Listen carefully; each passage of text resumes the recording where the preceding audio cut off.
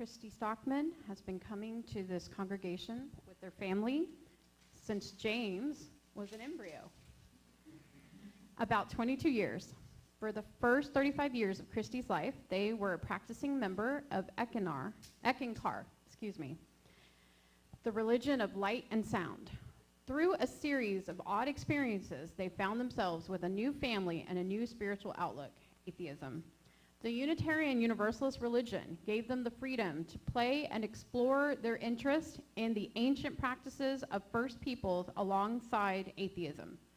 Their husband, Wes Burkett, dutifully pays the bills while Christy indulges her favorite hobby, political activism.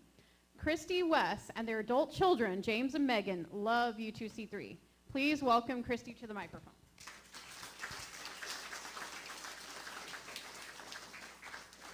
Hello? Okay. Thank you so much.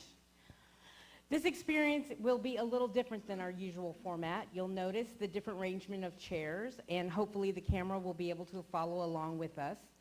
The idea here is that I'm serving as a facilitator of a conversation rather than preaching to a congregation, because we all have spiritual practices, and I believe we each have our own ministry. The way this is going to work is that I'm going to speak for a little bit, and then we will open it up to anyone who feels moved to share. Then I'll try to wrangle in some sort of summary. Open it up for what, you might ask? Well, for spiritual practice. I'm hoping we can dive deep into the who, what, where, when, and how. I always feel a little funny using words like spiritual because I am a hard atheist. The way I define that is that I do not believe that anything supernatural exists. In other words, yes, I really do believe that God, gods, goddesses, angels, heaven, hell, demons are very much like unicorns, mermaids, leprechauns, and very sadly fairies. They simply don't exist. While I am a hard atheist, I do also call myself a Carl Sagan atheist to distinguish myself from someone like Richard Dawkins, who is also a hard atheist, but an asshole. The reason I make the distinction is that because I'm not an asshole, at least I try not to be. Even as an atheist, I am no less in awe of the majesty and mystery that is the universe of existence. This is where how do we recognize that? When do we stop to glorify its presence?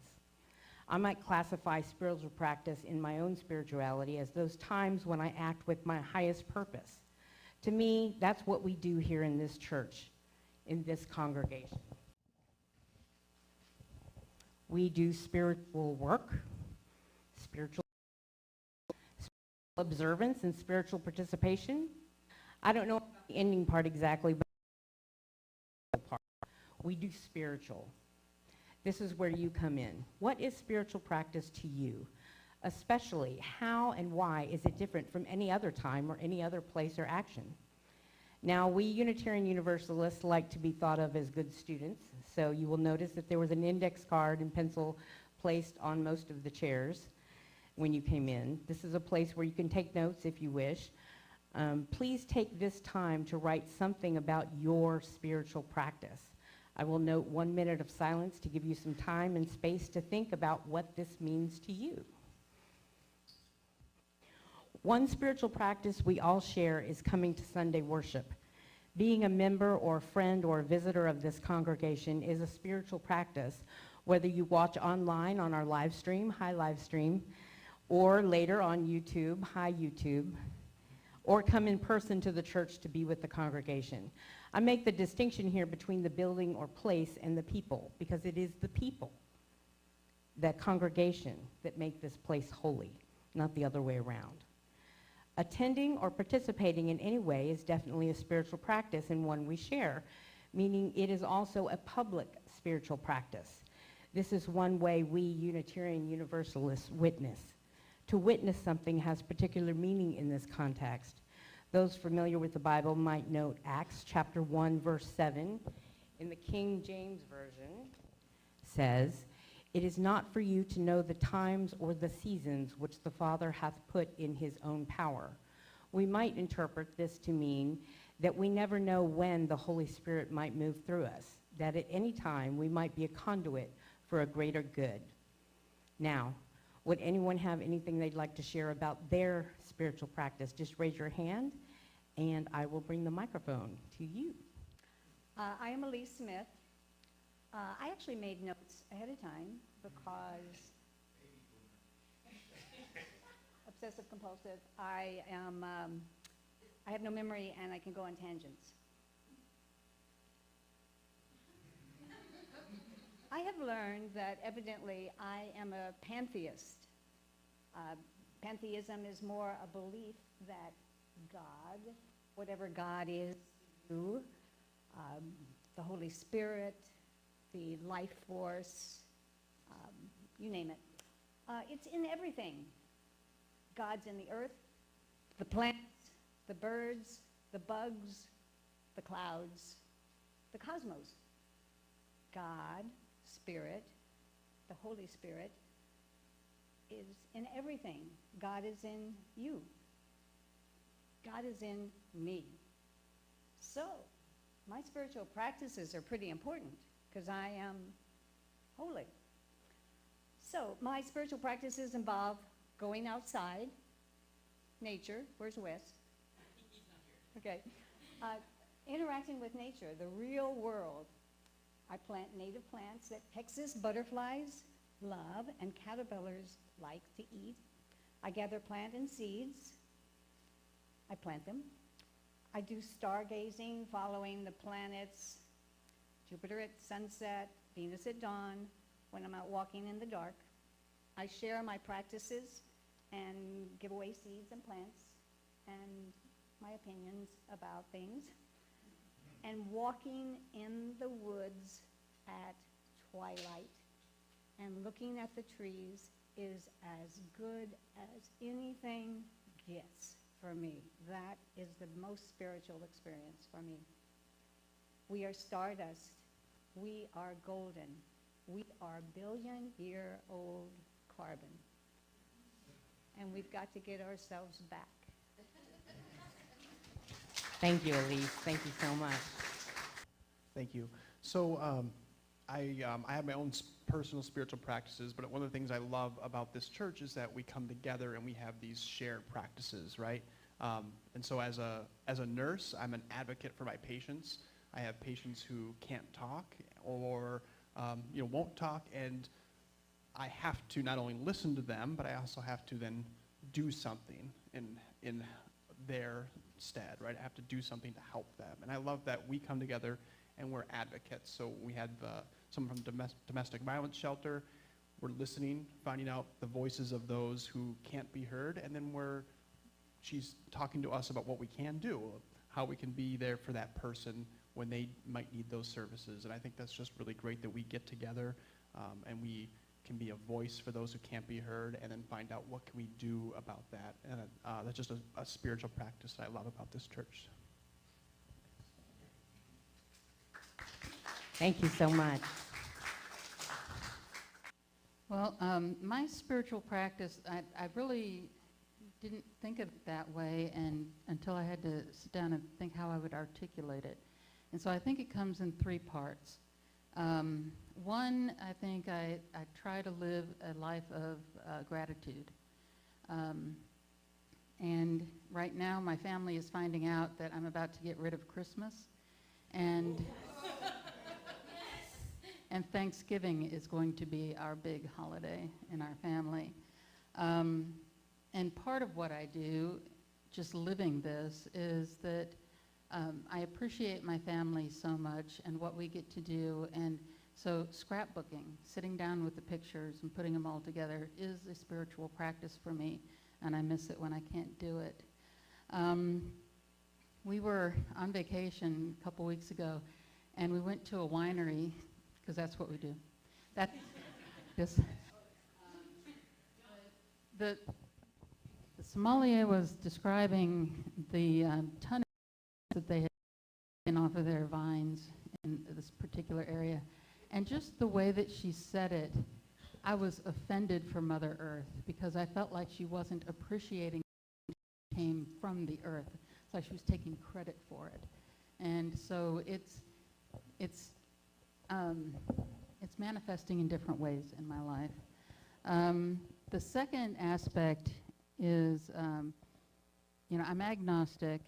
I don't think we can answer the ultimate question, and I don't think it matters if we do. And I feel like my purpose on earth is, if we have one, I have my existential days, is to make our little corner of the world better for everybody.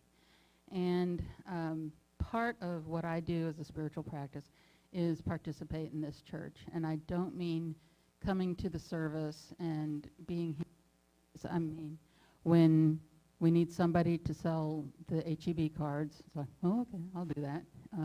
Because we need the infrastructure, we need the day-to-day, and it's about the community here, not just Sunday morning. I love you all, and I want to get to know everyone better. I'm working on that, and that's why I like to open my house for parties, and so we can all get to know each other better. The third part is, I guess, music.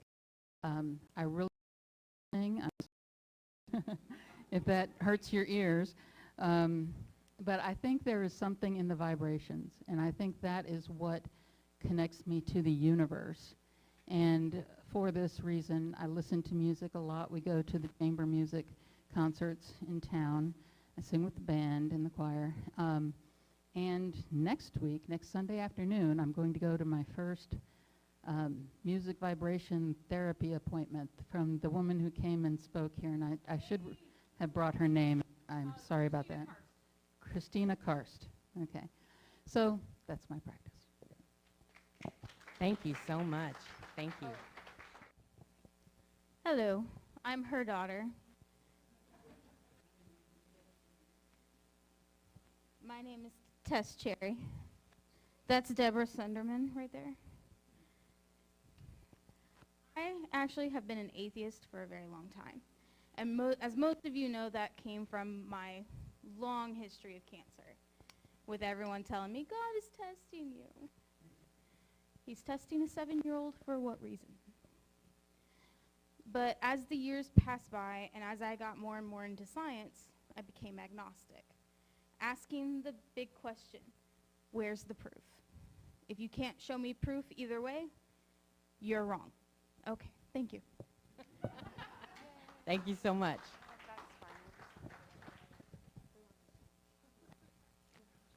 Hi, I'm Michael Causey, and I'm not an atheist. I believe in God, and I have some scientific reasoning that you can only hear by coming to my home and drinking alcohol with you. I'm sorry, I've embarrassed my wife again. I have some spiritual practices. One is turning out all lights in my living room and stretching while listening to singing bowls, Tibetan, and while the fairy lights over my fireplace slowly change from color to color. Reading is another of my spiritual practices. Reading books, that is, because some of the other stuff is rather dubious. But whenever you're reading a book, you're usually reading something that another human being has written down when they're trying to collect their very best thoughts and somehow pass them to you. Unlike some other things that are written, i.e. the internet, this has been put into print, is bound, it is on a shelf, and there is just something sacred about a book to me. This, what we're doing right now, is another spiritual practice. This sanctuary, listening to those of you who, unlike me, can actually play musical instruments and sing. I have no idea how that's possible, but I really, really have to say that it is very important to me. The book that I'm currently reading is, thank you, Kathy, The Little book of atheist spirituality. Thank you, Michael. Yes. Was there someone over here? We do have someone over here. Oh, go ahead. Hey, it's me. Hold on, I'm moving the camera so people online know who's talking. I love this service because instead of, we come together every Sunday and we listen to someone up there, but now we get to hear from everyone what their individual spiritual practices are outside of church. And I felt called to share something with y'all that I think I've only ever told my boyfriend that I do. So my grandparents are extremely Catholic, and while I was still trying to figure out if I wanted to go to Catholic church, I was talking with my grandma, and she gave me this protection prayer, and it just really stuck with me, the words in it, and I've said it every single night before bed for over a decade, and even though it has Catholic roots, has the word God in it, it just really connects me to the source and the spirit, and just gives me a reminder that I'm grateful to have made another day and be going to sleep to rest my soul. So I'm going to read it to y'all. It's just 4 lines. Angel of God, our guardian dear, to whom God's love commits us here, ever this day be at our side, to light and guard, to rule and guide. So you can imagine that just repeating in my head for 10 years. It's really compounded. So thank y'all for listening. Lovely. Thank you, Jessica. I'm Glenn Kiley. I have been attending church with this congregation off and on for over 30 years. I grew up here. For the last 25 years, maybe a little more, I have been a pagan. My spiritual path as a pagan has evolved, as well as my spiritual path as a Unitarian. One thing I've noticed growing up in this church is that nobody is prescribed a single set of beliefs that apply to everyone, which leaves us no choice but to develop our own spiritual path and figure out what we think of God. I will say that my spiritual path as a church-going Unitarian and my spiritual path as a Druid are not parallel, nor do they intersect at a single point, but rather they're both very long, winding roads that have intersected and overlapped in several places.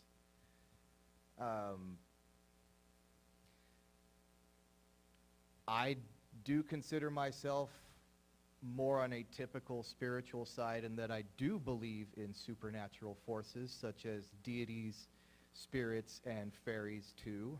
Fight me.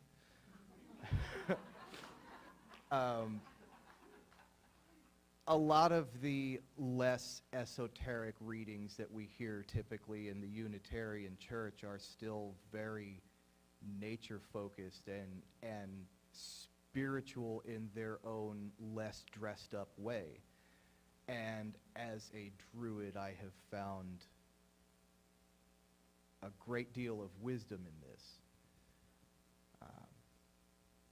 That's all. Thank you, Glenn. Thank you so much. I'm a philosophical Taoist. My name is Bill Reed, and I'm a philosophical Taoist, which most people interpret as being a contrarian, which is, in some ways true. And one of the things Taoists do not have is a church. They don't have a church, so I found the Unitarian Church is a place where I can go and have community. And people here are so open to talk about anything that they don't notice I'm a contrarian. Or maybe they do and just don't care. But anyway, it works out really nice for me. And as musicians, music is sacred, but as an artist, I'm a visual artist, I find art very sacred. I find all forms of art, which includes music, as sacred. And mostly when I practice my listening to music, I listen to music by myself because the music I like, most people don't understand. So If you ever listen to King Crimson, I suggest you do, and I don't mind if you turn it off. But anyway, that's, for me, and it's very important. And if you have a chance, you can go down and see the art down at the Art Center. Because, what's really nice there on Friday, I can sit there and see all the other artists' art. It's just not your thing you're doing. It's, being involved with other people, and seeing other art by other people. And I think the musicians really get to do that when they play together as a group. So it's really kind of fun. Thank you, Bill. Darby? Thank you. I too will sit because I'm wobbly on my feet these days. My name is Darby Bride-Gam. I found the Unitarian Church in 1974 as a spiritual home, and have continued to develop spirituality through the UU philosophy ever since. It continues today. One of the things that I learned through UU about myself is that what I most enjoy in my life is learning. And I have learned much about the world. I have learned much about myself. I have learned that the older I get, the more gratitude I realize in my life. I think at this point my spirituality has developed into a sense of meditation on what I learn every day and how I can try to apply what I learn every day to the way I interact with others. And I've also learned that I learn from the most unexpected sources every day and the most unexpected people every day. And I'm so glad that I can continue to do that freely as a UU. Thank you. Thank you, Darby. Thank you. Thank you so much. So the reason that I love Unitarian Universalism so much, I'll stand up. I just have a bunch of stuff on my lap. Is because it gives me the opportunity to see every conflict as a spiritual practice. Because I always think of the first principle, the inherent worth and dignity of every person. And remember, the person I'm having a conflict with is also a person, and they have people that love them and care for them, even if I don't in that moment. And it helps me to, if I can take a moment and remember that, focus on finding a solution to the problem instead of being mad at that person. So that's what I appreciate. The first principle has always been the one that really resonates with me, and I think about it every day just as a moment to center myself, and when I'm annoyed with the people around me, it just helps me calm down a little bit. Hello. One more? Okay. Okay, I'm looking forward to finding out what I'm going to say here. I have thought about some before I came today. When I was in high school, there was somebody who was, I guess, had the reputation of being the most vocally religious student in the school. There may have been other people who were as religious but didn't necessarily talk about it. And somehow he had permission to go to all the classrooms. Oh, by the way, my name is Vaughn Westheimer. He had permission to go to all the classrooms and ask a question, which was, as well as I can remember, it was, what is our purpose in life? And of all the people in my class that he came to, only one person responded to that, and that was me. And I said, to learn. I thought about it for a while, and that's what my answer was. And he said, to learn what? And I said, I don't know because I haven't learned yet. So now, more than half a century later, I still haven't learned. I like to learn things, but I don't know that I'm ever going to learn the ultimate answer here. And I don't know that this species of human beings, Homo sapiens sapiens, has any more, well, maybe has some better chance of it than, say, chimpanzees. But I don't think we expect a chimpanzee to say they know what the purpose of life, the meaning of life is. And so I'm not sure that we've evolved so much that we will know that also. But I still do my best to learn things. I do learn things just from what other people have said today. It's interesting. I don't have any particular ism that I can say this is my belief. I'm not an atheist, an agnostic, or a theist of any type. I'm still learning. I do like to, I enjoy Passover, my second favorite holiday. Thanksgiving is kind of similar to me. It's a family-oriented holiday. And with Thanksgiving, you have pie, so that gives a little advantage over Passover. But even though I really like the Passover Seder, and I like candles for Hanukkah, we also have a Christmas tree in our house. That's my wife's upbringing and tradition. But I have no interest in joining the synagogue or attending services there. I think the Jewish Food Festival is coming up maybe next weekend, so I'll be there for that. But otherwise, I feel more in tune with this church than I do with the synagogue, but I still have those certain Jewish practices that I do. And I think the family aspect has a lot to do with it, but I try to do what's right. I have a sense of right and wrong, but I don't say that I'm necessarily correct in my sense of right and wrong, but I try my best to live by it, to help other people, to help the world generally, and not just for myself. And if other people have a different sense, they may be right on that, but I still think it's important to try to do my best and to make things better for other people and have happy, shiny people. Thank you. I'd like to conclude with just a note about adult play. We normally think of play as the work of children, but whether you call it being in touch with your inner child or something else, excuse me, adults at play is also a spiritual practice.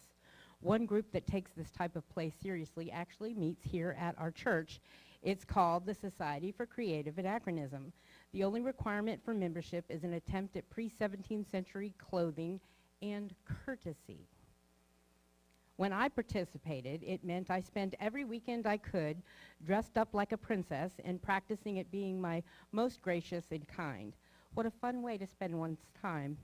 I'd like to leave you with a challenge. What sparks joy in you? Maybe dressing up for Halloween, or hitting a few balls at the batting cage, or simply playing a board game. This kind of play is an important spiritual practice. Find some time this week to engage in it. Thank you.